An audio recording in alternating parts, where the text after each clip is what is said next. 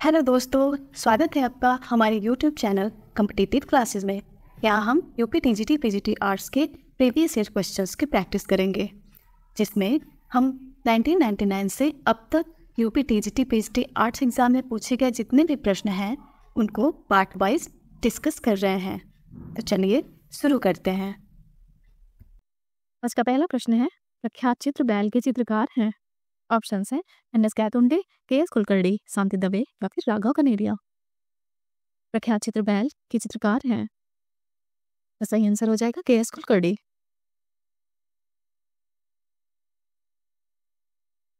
अगला प्रश्न है, विलाप प्रख्यात चित्र का चित्रकार कौन था?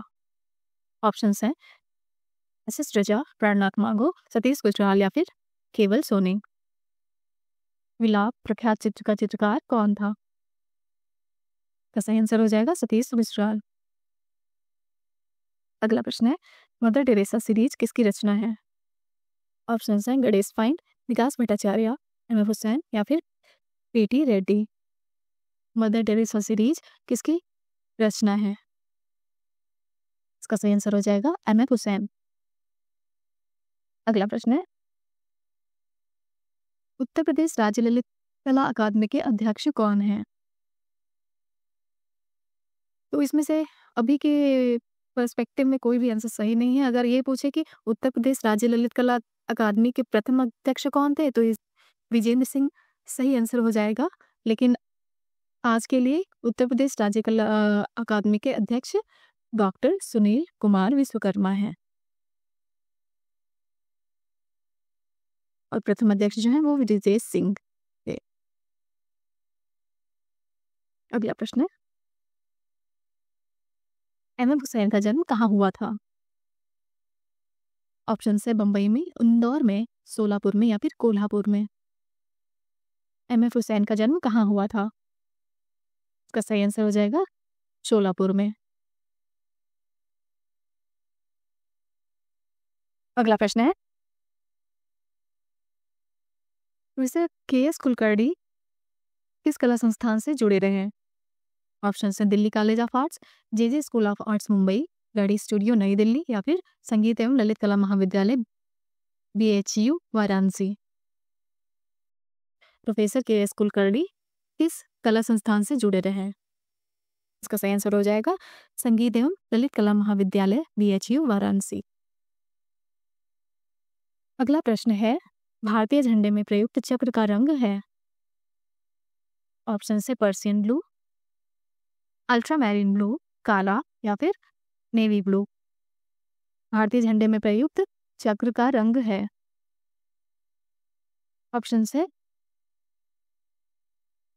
इसका सही आंसर हो जाएगा नेवी ब्लू। अगला प्रश्न है, रविन्द्रनाथ टैगोर रचित गीतांजलि के लिए चित्रण कार्य किया था?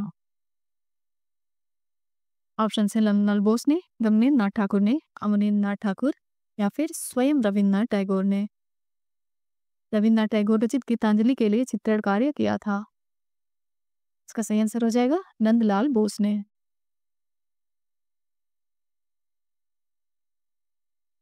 अगला प्रश्न है, पश्चिम क्षेत्रीय सांस्कृतिक केंद्र का कार्यालय कहाँ स्थित है? ऑप्शन है बड़ौदा में, अहमदाबाद में, जयपुर में या फिर उदयपुर में। पश्चिम क्षेत्रीय सांस्कृतिक केंद्र का कार्यालय कहाँ स्थित है? इसका सही आंसर हो जाएगा उदयपुर में।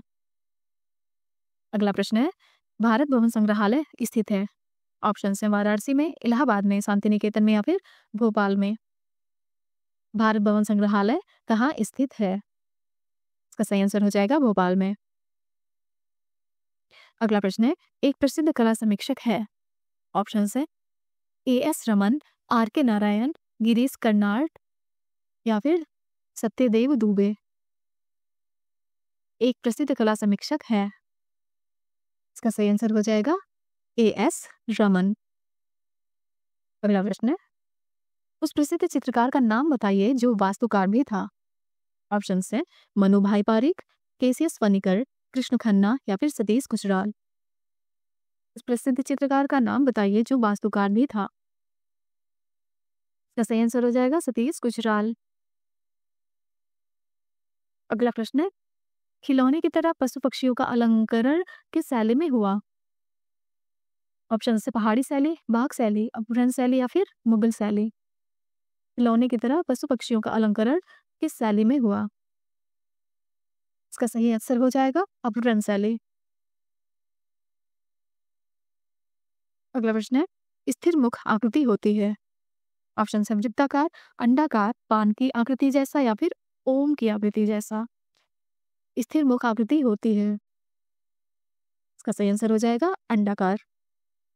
अगला प्रश्न है, ज्यामितीय रूपाकारों का प्रयोग किस लोक कला में उपलब्ध है? ऑप्शन है सांझी, अल्पना, मंडना या फिर अघोरी। ज्यामितीय रूपाकारों का प्रयोग किस लोक कला में उपलब्ध है? इसका सही आंसर हो जाएगा अल्पना। अगला प्रश्न है, आलेखन कला का बहुलता से प्रयोग किया गया है। ऑप्शन से पाल शैली में, चोल शैली में, अपभ्रंश शैली में या फिर गुप्त शैली में। आलेखन कला का बहुलता से प्रयोग किया गया है, इसका सही आंसर हो जाएगा गुप्त शैली में। अगला प्रश्न है, बंधक प्रयुक्त किया जाता है। ऑप्शन है तैल चित्रण में, पेस्टल चित्रण में, वॉश चित्रण में या फिर बाटिक चित्रण में। बंधक प्रयुक्त किया जाता है, इसका सही आंसर हो जाएगा बाटिक चित्रण में। अगला प्रश्न है, उत्कीर्णन कार्य किसके द्वारा संपादित होता है? ऑप्शन हैं चित्रकार, वास्तुकार, मूर्तिकार या फिर संगीतकार। उत्कीर्णन कार्य किसके द्वारा संपादित होता है?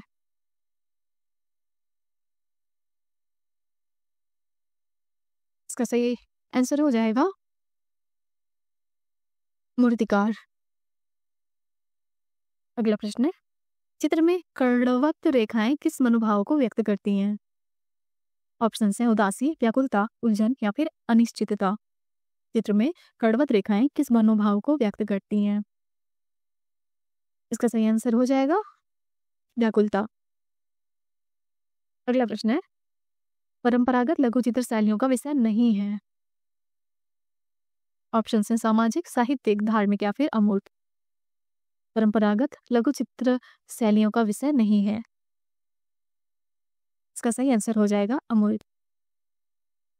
अगला प्रश्न है, जल रंग चित्रण में पोत का प्रभाव किस कागज पर अच्छा उभरता है? ऑप्शन है चिकना, मध्यम, मोटा या फिर पतंगी।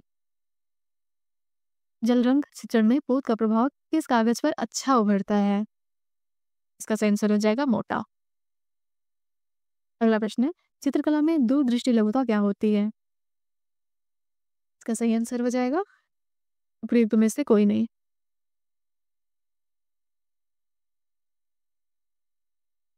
अगला प्रश्न है, एक पूर्ण चित्र में कितने ग्राउंड या फिर सतह हो सकते हैं?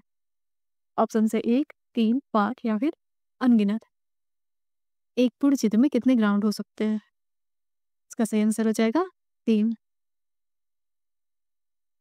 अगला प्रश्न है, चित्र में दृष्टिगत भार संयोजन के किस तत्व से जुड़ा रहता है?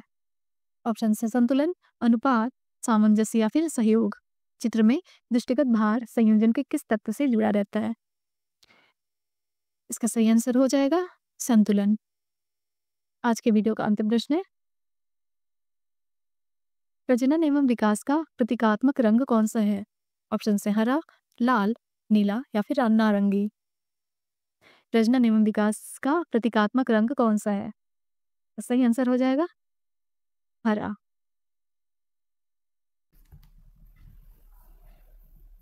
आज का हमारा वीडियो समाप्त होता है। नेक्स्ट 25 क्वेश्चंस को हम अगले पार्ट में डिस्कस करेंगे। अगर आपको हमारा वीडियो पसंद आया हो तो हमारे चैनल को लाइक करिए, सब्सक्राइब करिए और शेयर करिए। हमारे साथ बने रहने के लिए धन्यवाद।